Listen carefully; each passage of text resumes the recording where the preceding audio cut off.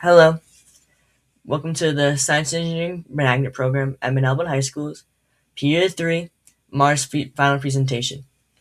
We plan to launch a rocket on October 11, 2041 for a 442-day round trip to Mars and back, with a rocket that weighs approximately 397.5 tons. My name is Jay Croft. I am the team lead, and I'm assisted by my assistant team lead, Ashman Siddiqui. This is the itinerary for our presentation. We'll begin with the rocket trajectory, which will explain the window selection and transfers. Then we'll move on to propulsion, which explains the engine and nuclear thermo powering behind our rocket. Then we'll move on to the technology, which will show CAD modeling and mission technology. Then we'll go on to power and thermal system, which will show storage, generation, and cryogenics. Then crew, biology, and life support, which will explain the living situation behind our astronauts as they head into Mars. And finally, at the end, we will explain the finance and politics behind our rocket and how much the rocket costs and how we will be able to fund our operation. I'll walk you through the rocket trajectory design, how we move the crew from Earth to Mars and back. 5 pieces: choosing the launch window, the outbound transfer, the return transfer, how we survive hitting Earth's atmosphere on the way home, and then the physics simulation that backs all of it, ending with the full mission timeline. With funding starting in 2036, 3 departure windows are physically reachable: 2037, 2039, and 2041, and we judge them on 2 things: lead time to build the vehicle. Lead time to build the vehicle and departure. Energy, 3 C's. C3. C3 is the characteristic energy needed to break free of Earth's gravity. Formally, it's twice the specific orbital energy, v squared minus 2 mu over r, and it's what drives propellant mass. 2037 is disqualified. Only a year of lead time and the worst energy, 14.8. 2039 is workable, but the energy is still high at 12.2 with limited lead time. 2041 is our recommendation, as has 5.5 years of lead time, appropriate for a vehicle of this size, and the lowest minimum energy of the 3 at 9.8. So we depart October 11th, 2041. So the way there, the outbound leg is a type 2 Lambert transfer. It keeps departure energy and total velocity change low. That's the vice versa on the slide. V squared equals mu times 2 over r minus 1 over a, which means less propellant, more payload, and a lower arrival velocity that makes capturing into Mars orbit easier. The trade is a longer cruise so we can carry more consumables. For a crewed mission, propellant and a manageable arrival speed matter more than shaving off a few weeks. So the way back, coming home, we don't wait for a minimum energy home and transfer. That would be a return cruise of over 500 days. We fly a faster non-home and return instead. The win for the crew is large. Travel time drops sharply, which cuts radiation exposure and consumables, and we don't loiter waiting for ideal alignment. The cost is propellant. The rocket equation on the slide, delta V equals specific impulse times G naught times the log of the mass ratio, tells you that a bigger velocity change means exponentially more fuel plus more heating on the way in. We arrive at Earth fast, about 15 kilometers per second. A direct entry at that speed will hit roughly 21.6 G with extreme heating, which isn't survivable for a crew that's been weightless for 14 months. So we use a skip re-entry. The vehicle dips into the atmosphere, bleeds speed, skips back out for a short coast, then comes in a second time. 2 passes split the deceleration and spread the heat. The physics is the drag deceleration equation. Force equals 1/2 rho v squared times drag coefficient in area, and G load is just that force over mass times G naught. Everything so far we verified in a simulation we built, and it's live. The link is on the slide. It propagates the real sun Earth and Mars and flies our transfer. The next 3 slides are how it actually works under the hood. The targeting problem is this. Connect Earth to Mars in exactly 303 days when both planets are moving targets. We solve it as an orbital boundary value problem. You specify the starting point, Earth, the endpoint, Mars, and the time of flight, and the math returns the exact initial speed and direction needed to bridge the gap. That's Lambert's problem, and it's what sets the departure burn. Once we're in space, the dominant force is sun's gravity. Newton's law of universal gravitation, force equals big G times the masses over distance squared. We can't solve a 400-day arc in a single algebraic step, so we integrate numerically. Compute the gravitational acceleration, update the velocity, step the position forward by a small time step, about an hour, and repeat. That 3-line loop on the slide is the entire engine. Here's the physics behind the skip. We arrive at 15 kilometers per second, but Earth's escape velocity is only 11, so our total energy is positive. If we just graze the atmosphere, our speed would overpower gravity and we'd bounce right back out into deep space. The fix is to dive in and use drag as a brake. We bleed off 4 kilometers per second, which drops our total energy, kinetic minus potential, below 0. Once that energy is negative, gravity wins and we're captured. That negative energy condition is the whole reason this skip works. The full sequence. Trans-Mars injection on October 11th, 2041. Kerlox, 3.62 kilometers per second, about a 2.5 minute burn. Then a 303-day coast. Mars orbit insertion on August 10th, 2042. Kerlox, about a 1 kilometer per second. A 20-second burn into the one Sol parking orbit, 250 by 33,000 kilometers, with no surface landing. We say 14 days, then trans-Earth injection on August 24th, the nuclear stage, 6 kilometers per second, about a 20-minute burn, and coast 125 days home, arriving December 27th, 2042, a 442-day round trip. My name is Jay Croft. I'm going to explain the deeper models behind our trajectory simulations. This is the targeting problem from slide 9 solved across the entire window. Nearly 27,000 Lambert solutions, specifically 26,781 Lambert solutions. The amber contours are departure energy. The dashed shine contours are how fast we arrive at Mars. Our trajectory is the red diamond, October 11th to August 10th, and it validates the budget. The departure energy here gives a trans-Mars injection of 3.66 kilometers per second, within about 1% of our 3.62 kilometers per second. Now, 2 things to point out. The absolute minimum energy in this window, 9.8, is the cyan cross, a few days off from us. Our point sits slightly higher, around 10.7, because we took a deliberately shorter cruise. And the Type 2 family on the left sits well below the Type 1 family on departure energy. That's the quantitative reason why we fly the longer arc. Now, every burn in the budget comes from the vis-vivo equation plus the hyperbolic excess speed applied at Earth, Mars arrival, and at Mars departure. Trans-Mars injection derives to 3.66 delta V, and the Mars orbit insertion is about 0.91 delta V, both matching the deck. And the burn duration check confirms the timeline. A 6 kilometer per second injection on a single nuclear core takes about 20 minutes, which is exactly what slide 12 shows. This answers why the outbound is Type 2 and not a simple home-in. Drawn in the plane of the solar system, the arc sweeps 203 degrees, past halfway around the sun. The reason is phasing.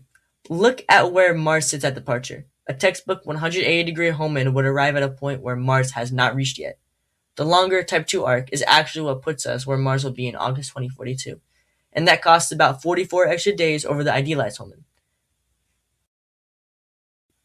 This is slides 7 and 11 computed properly. The velocity and g-let aren't assumed. They're integrated from atmospheric drag as the vehicle flies profile. Enter at 15 kilometers per second. The first pass sheds the 4 kilometers per second from slide 11 and peaks at 5.4 Gs. Then a near weightless coast up to 162-kilometer apogee. Then the second pass re-enters at 11 kilometers per second and peaks at 6.8 Gs, which is essentially Apollo 10's re-entry load.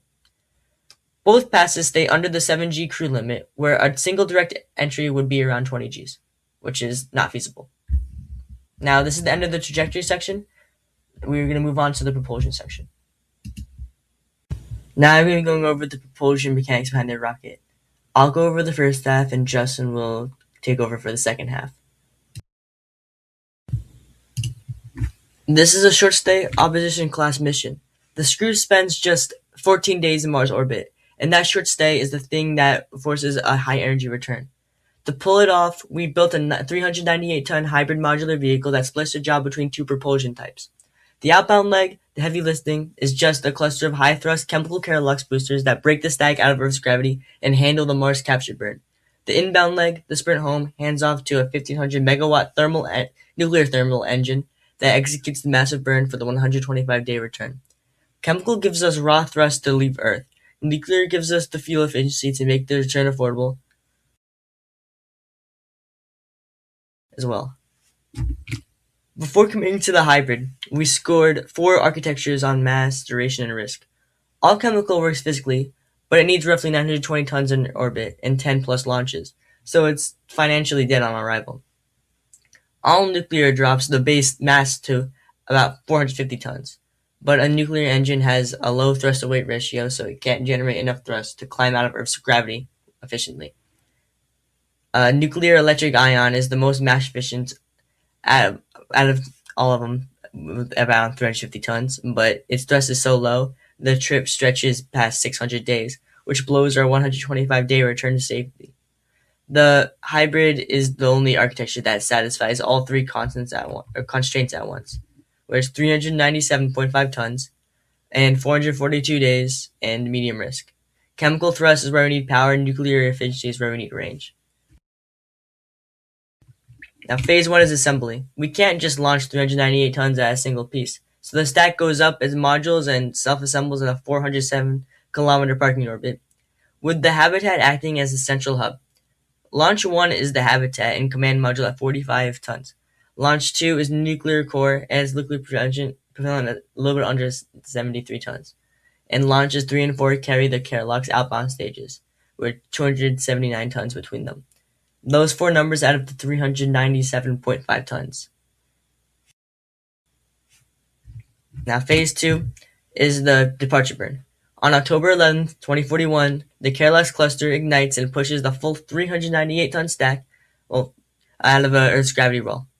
One structural detail worth pointing to is that the vehicle carries an external exoskeleton and a hollow interstage adapter, so that the thrust loads route around, not through, the fragile nuclear core and the hydrogen tank, which would otherwise be crushed. The burn needs 3.62 kilometers per second of delta V at characteristic energy, C3 of 9.8. Now, phase 3 is the 303-day coast out to Mars, and 3 things dominate it. First, life support and radiation monitoring sustained across 10 months. Second, thermal control. Active zero boil-offs cryocoolers hold the liquid hydrogen at minus 253 degrees Celsius, because without active cooling, the hydrogen bools off in vents. And then there's no fuel for the return. Third is the storm shelter. The crew monitors for solar particle events are retreats to a water-shielded compartment during flares. Phase 4 is arrival. On August 10th, 2042, a 1.03 km per second Carolux burn captures us into a one-sol elliptical orbit around Mars, and the clock starts on a 14-day window. We never land, and this is an orbital stage, not a surface mission. And because the stay is so short, the planets won't have moved into a favorable alignment for an easy return. That short stay is precisely what necessitates the opposition-class fast return you'll see in the next phase. Now, phase 5 is the defining burn of the entire architecture. On August 24th, 2042, we first jettison the Carolux cluster and its empty tanks to shed dead weight. Then light the nuclear thermal engine. This is the burn that effectively forces the planetary alignment. It takes 6 kilometers per second of delta V to bend their path onto a trajectory that gets the crew home in 125 days, instead of waiting hundreds of days for the natural home-in window. This is also where the nuclear engine earns its place in the vehicle. A chemical return burn this large would demand hundreds of tons of extra propellant we'd have to haul all the way to Mars and back. The nuclear engine's efficiency is the only thing that lets a 6 km per second burn fit inside the mass budget. Now finally, phase 6 is coming home. We hit Earth's atmosphere on December 27, 2042 at 15 kilometers per second, which is faster than the escape velocity. So a single direct plunge would either bounce us back into deep states or kill the crew with the G-load. Instead, we use a two-pass skip. Dip into the upper atmosphere with the bleed velocity, skip back out to radiate away the heat, then re-enter for the final descent. That splits the deceleration into survivable pulses in the 5 to 7 G range. And because the round-trip light delay is too far long for the ground control, the entire maneuver is flown automatically. To mathematically justify our hyperpropulsion architecture, we look directly to the Tsiolkovsky rocket equation. This fundamental law proves that our total change of velocity is strictly dictated by engine efficiency or specific impulse. For our outbound journey, we utilize high-thrust Kerlos clusters rated at 340 seconds of ISP or specific impulse to efficiently move our massive 400-ton stack out of Earth's deep gravity well. However, attempting our aggressive 6 km per second return sprint using standard chemical fuel would cause our vehicle mass to expand exponentially. By transitioning to a nuclear thermal propulsion system for the inbound leg, we leap to a 900-second ISP, tripling our fuel efficiency and making the entire return sprint possible within our strict mass budget. Breaking down the hardware required for these profiles, our outbound stage relies on a cluster of 6 Kerlos chemical engines spanning an 8-meter footprint to maximize initial thrust. For the inbound leg, our core power plant is a high-performance nuclear thermal core operating between 1,500 and 2,000 thermal megawatts. By running cryogenic liquid hydrogen through the reactor, we reach peak temperatures of 2,900 Kelvin to achieve that vital 900-second efficiency. To protect the crew from the engine's active radiation, a 5,000 kilogram hole diameter shield composed of dense tungsten and lithium hydride is integrated above the core. Finally, we must address the constraints and strategic risks resulting from this high energy profile. Because an opposition class cuts deeper into the solar system, as we've selected, the crew accumulates an expected radiation dose of around 474 millisieverts over the entire trip. This amount of radiation is 29% over the modern NASA career limit, mandating a shielded internal storm shelter. Furthermore, our high return sprint means the vehicle approaches Earth carrying extreme kinetic energy. The capsule will execute a blistering 15 km per second skip entry, subjecting the crew, whose bodies have endured 14 months of weightlessness, to aggressive deceleration peaks of exceeding 5 Gs. Hello, my name is Ashman Siddiqui, and I will be pitching our technology section, basically mainly our CAD modeling and proposed solutions. So our main plan, by referencing previous attempts at space travel, such as the Artemis 2 shuttle and various past attempts, mainly from sources such as NASA and SpaceX, we have decided and ascertained a combination of separate models and made various changes to them to best fit our designated requirements. Starting off, we have our main proposed engine model, which will be featured initially directly after the first launch, and this was modeled after a SpaceX Falcon 9 model. Additionally, before I continue, I want to say all of our CAD modeling was done on a 2026 software, also known as Autodesk Inventor. The reason I chose this model was mainly because of its incredible thrust-to-weight ratio, which is 180 to 1, which is very much needed for the load that we possess. It's also designed for reuse, so future attempts at space travel could make this rocket more reusable. And due to the fact that this model is already in mass production, it will be very easy to get this acquired and will maintain us on schedule. And moving on, my proposed inbound stage is basically this type of engine called an NTP engine, more specifically the Nerva engine. Its main advantages is that it's been ground tested specifically during the 1960s and 70s and reached specific impulses around 850 to 900, almost double that of basic chemical rockets. And since it uses hydrogen propellant heated by a nuclear reactor, this model is the best option that we have. And since we have large amounts of previous engineering data, it's a very reliable source as well. Both of these models have been completed on CAD and are ready to be modeled. I mean, not ready to be modeled, are ready to be printed as we speak. Now moving on to Sashank. So now I'll talk about some of the automation that will be necessary for this mission. Of course, we first have to establish why it's necessary at all. First off, there's a large communication delay between Earth and the crew as they get closer to Mars. This wait can be up to around 50 minutes. Because of this, we'll need to minimize the amount of time of scenarios where the crew may need to contact Earth, as by the time they receive a signal back, it's likely the problem would have gotten much worse. Second, as mentioned before, a crucial part of this mission is the 4 launches happening properly. The modules will need to align with extreme precision because if they fail to connect, the whole mission would be jeopardized. Having some sort of automation during this process also eliminates the needs for humans, which greatly reduces the risk of human error. Finally, the mission length. Because the mission lasts over 400 days, the crew will have sustained exposure to things like radiation, micrometeoroids, and base equipment risks. While ways to minimize radiation will be discussed later on, it's still important to make sure the team is staying as safe as possible. In a mission this lengthy, routine maintenance checks will be necessary. While spacewalks are not inherently dangerous, it's more of a why risk it scenario. Instead, having robotic manipulators could help perform these routine tasks, increasing the safety of the crew overall. As mentioned before, the 4-module connection is vital for this mission's life. For the initial approach, we'll use GPS as well as orbital tracking data to guide the module into the general vicinity of where it should be docked. GPS is only accurate to a certain degree though, so once the spacecraft gets close, we'll use LiDAR to generate a 3D relative position map showing us the position of the module and its components. Through optical cameras, where we'll find the alignment.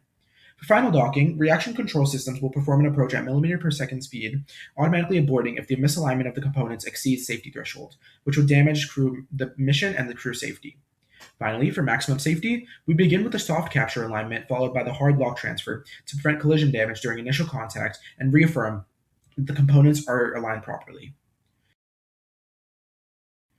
Once the 4 modules have successfully docked, they need to function as a single spacecraft rather than 4 independent vehicles. This is where the avionics and guidance, navigation, and control system will become critical. The first component is hot swap data integration. As soon as the module docks, the spacecraft will automatically detect and integrate all of its sensors, valves, actuators, and other hardware present. This eliminates the need for astronauts to manually configure the systems and also allows the assembly process to remain mainly autonomous, which also can speed up the process greatly. Next up is fault-tolerant flight control. Because the mission is lasting over a year and repair opportunities are extremely limited, reliability is essential. To achieve this, the spacecraft uses 5 independent flight computers running the same calculation simultaneously. If 2 computers fail or produce incorrect data, the other 3 outvote it and maintain normal vehicle control. It may seem redundant, but it's necessary for a mission that's so large like this. Finally, the Autonomous Guidance, Navigation, and Control, or GNC system, continuously determines the spacecraft's position, velocity, and orientation. It then will command things like its thrusters and engine gimbals to keep the spacecraft on the correct trajectory. The system will also automatically transfer controls between the propulsion systems as the mission progresses, which ensures smooth operation without requiring constant crew intervention. Last but not least, the robotic maintenance arm will serve as the spacecraft's primary external inspection and maintenance system throughout the whole mission.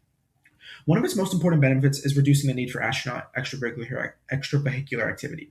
After spending hundreds of days in microgravity, crew members may experience reduced muscle strength and bone density despite exercise countermeasures, which will be talked about later. Since EVAs can be dangerous, the robotic arm helps by performing routine external tasks whenever possible. Following major nuclear, thermal, and propulsion burns, the arm will conduct post-burn inspections of the spacecraft's shielding and surrounding structures. Through optical and infrared sensors, it'll also be able to identify visible damage as well as thermal anomalies that may indicate structural issues that may have occurred. The arm also supports general spacecraft maintenance. It can verify that solar arrays deploy correctly and assist if a deployment mechanism becomes stuck. In addition, it regularly inspects the cryogenic hydrogen tank and insulation systems for signs of damage, degradation, or potential leakage before critical mission phases. Both of these are components that will be talked about in the next section a little bit more. By performing these inspections and maintenance tasks robotically, the spacecraft reduces risk to the crew while improving overall mission reliability. Here's a review of the power and thermal systems behind our rocket, which will be led by Paul, Mark, Joe, and Soham. Here is the mission power budget, which shows the estimated electrical demand for each component on the chip measured in kilowatts. For reference, 1 kilowatt is about the amount of power a microwave would draw. As you can see, crew habitat life support draws about 20 to 35 kilowatts of power. Guidance and navigation and control draws 3 to 5. Communications, 5 to 12 kilowatts. The active cryogenic cooling ZBO system, which we'll talk about later, draws the most amount of power, which will be 40 to 90 kilowatts. The thermal control pumps and heaters will draw 10 to 20 kilowatts. The docking systems and robotics, 2 to 5. Scientific payloads, 5 to 15. And our safety margin is 20 kilowatts. So the total demand is at the lowest 110 kilowatts and the highest 200 kilowatts.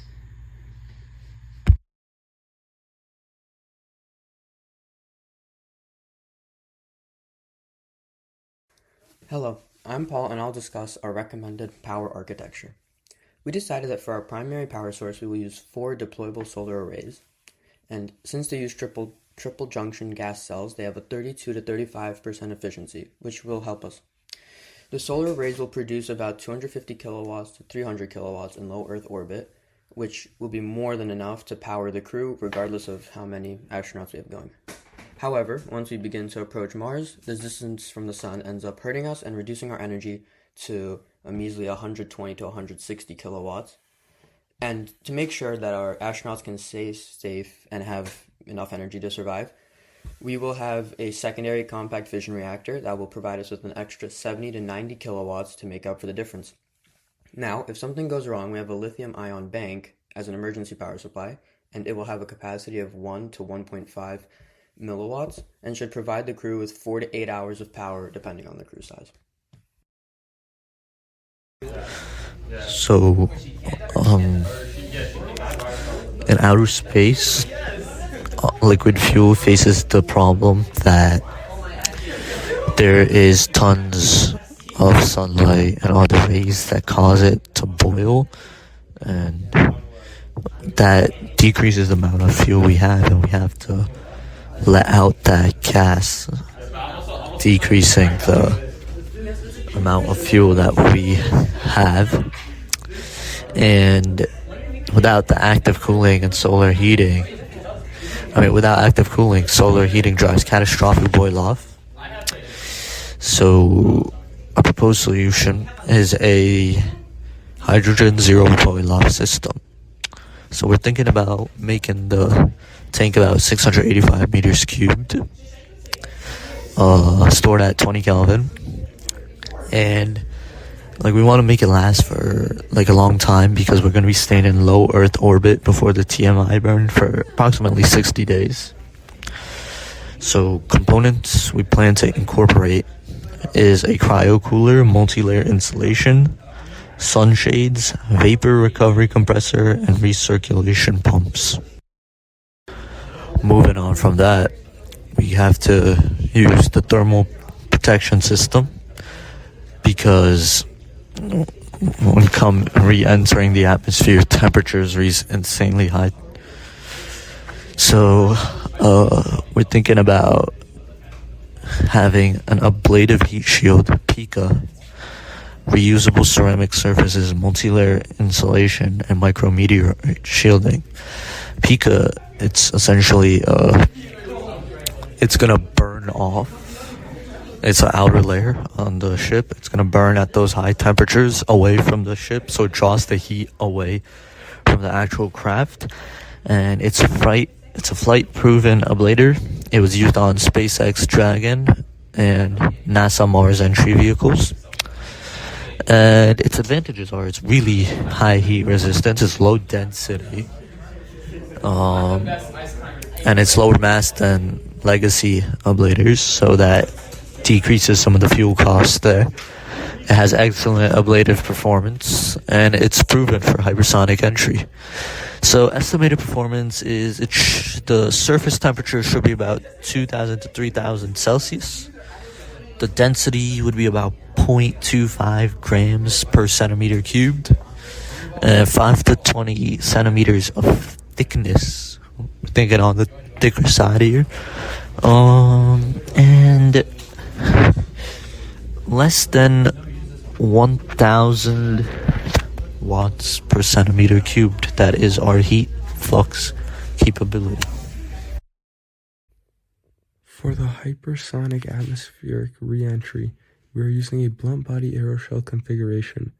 As you can see in the schematic on the left, a blunt shape forces a detached bow shock to form ahead of the vehicle. This acts as somewhat of a thermal cushion, which pushes away the superheated plasma layer from the hull and drastically reduces the conductive heating.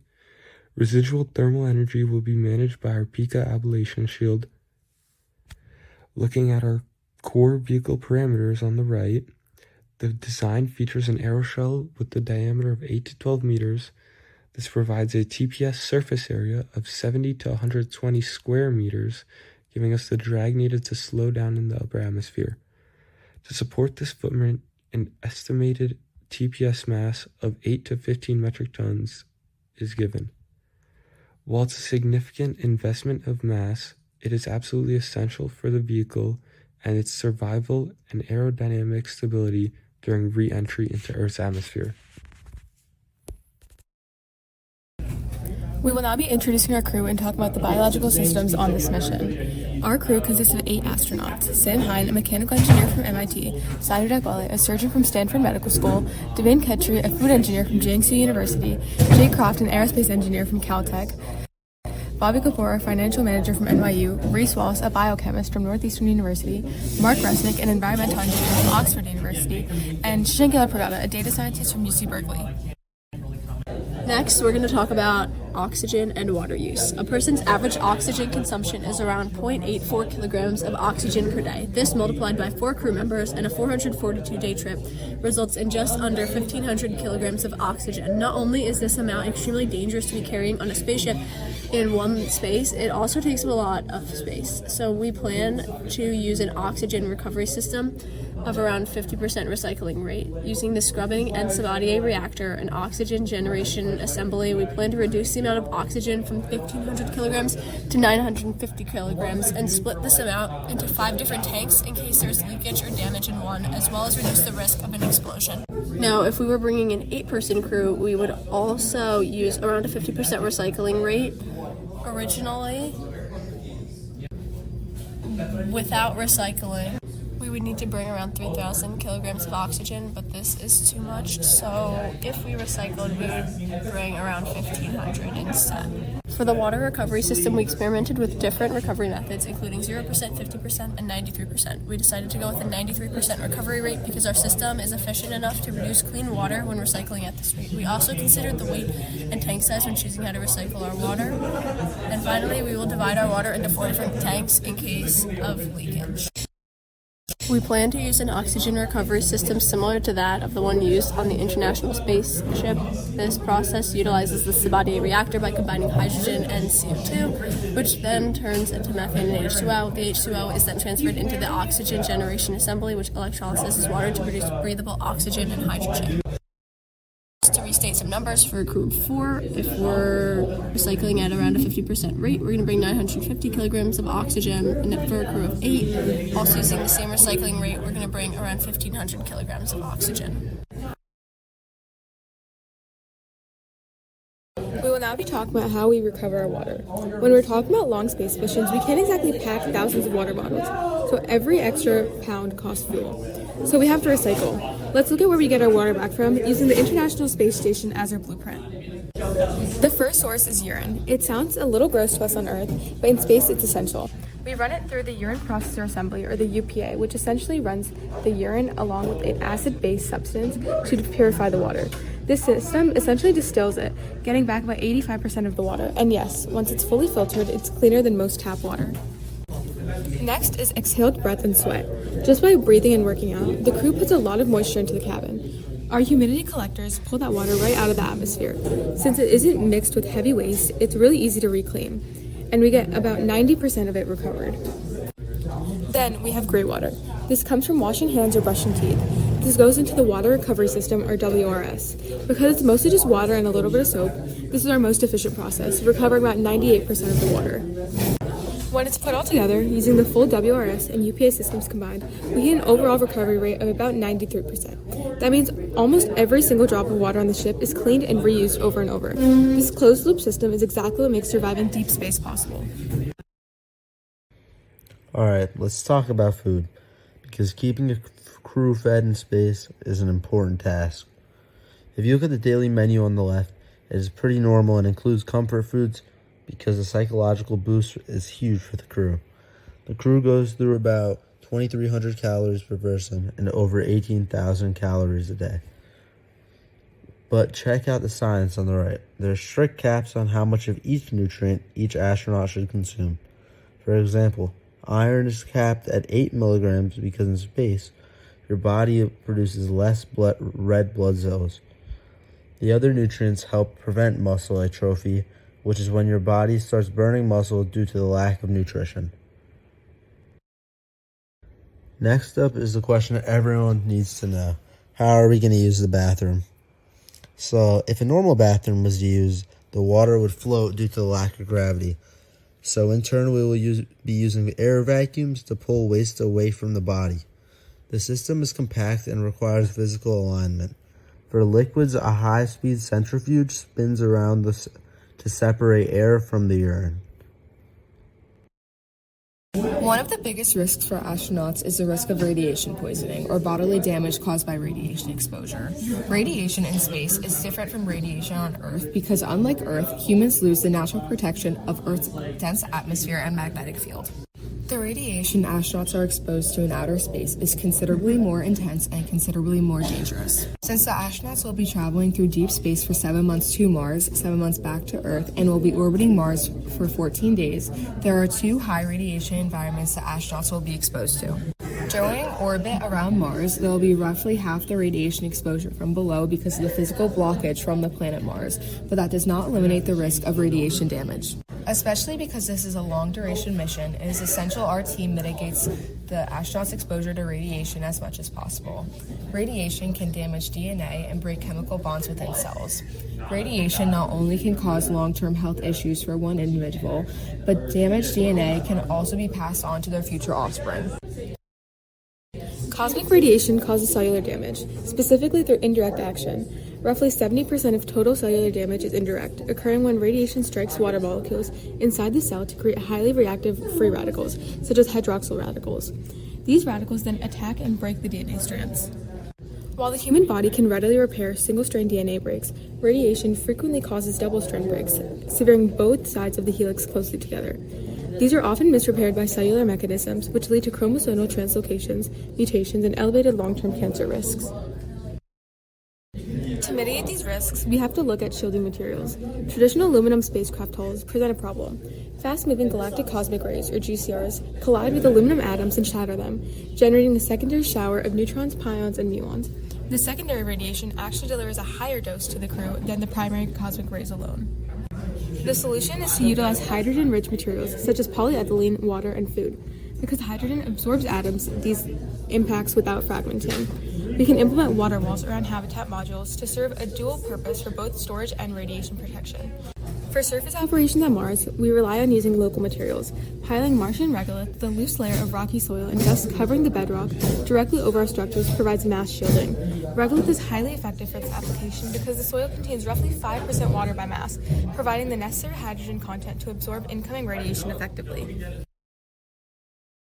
Imagine exercising in space. To prevent critical bone and muscle loss, astronauts must work out for 2 hours every single day. They strap into specialized treadmills and stationary bikes engineered with vibration isolation, ensuring their footsteps don't disrupt the science experiments. Since traditional weights are useless in zero gravity, astronauts use advanced air cylinder machines to safely squat and deadlift. For upcoming compact missions to the Moon and Mars, a single all-in-one rowing device will replace all this bulky gear. It's a vital routine, ensuring their bodies stay strong enough to stand up when they finally return home. Finally, let's look at the layout. On the left is a structural map, and yes, this is inspired by a famous spaceship. But looking at the AI-generated photo on the right, you can see why the layout actually matters. When you're trapped in a giant tin can with the same people for months on end, interior design is everything. The bunks are tiny and exert a warm and homey feeling, which helps the astronauts stay for a longer period of time and be more psychologically stable throughout this period. Now we're going to talk about the finance and political side of our rocket. This will be led by Bobby, Ion, and Mason. In order to come up with an accurate cost estimation for this Mars mission, we looked at past missions from NASA in order to get a price floor for this mission, as this mission would be the most advanced that NASA has ever done. We wanted to look at the past to get a good price floor. So the two most accurate that we could use to get a good reading for this mission would be the Artemis program, which was in 2025 and costed $93 billion, and the Mars sample return, which is from 2020 to the present day, and this costs $11 billion.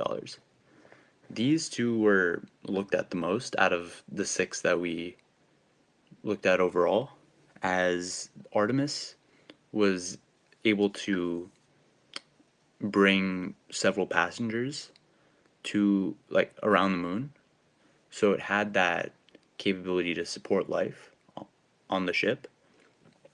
And the Mars sample return showed us the costs that the fuel and the boosters would take to go to Mars and also come back. With all the information that the other groups have given us regarding their portion of the project, we were able to use an interactive cost estimator that we made in order to get a estimate of what our final cost would be. And by doing this, we used the sliders on the website to move the subcosts. For example, the biology, that would be a certain amount of money, which we would move the slider to that. And we would do that for all of the subcategories. And not only would it give us a large cost at the top, but at the bottom of the estimator, it would give us the amount of time that it would take NASA to accrue that amount of money. Each year, NASA receives about $25 billion from the federal government. This basically means that if a mission were to cost $250 billion, then that would take 10 years to accrue. Our mission, using the cost estimator and the information that the other groups gave us, we were able to estimate that this would cost about $230 billion, which we expect to take at least 10 years, as the $25 billion per year gives us a total of $250 billion. However, $20 billion of those dollars will likely be spent on other missions, as NASA usually works on multiple missions at the same time. Of this total cost, 120 to 160 billion plan to be spent on R&D infrastructure and overhead, and 15 to 22 billion will be spent on the spacecraft itself. These are the two largest of the subcosts, and the rest of them are shown on screen, but they all range as costs fluctuate based off of vendor and time that they are bought.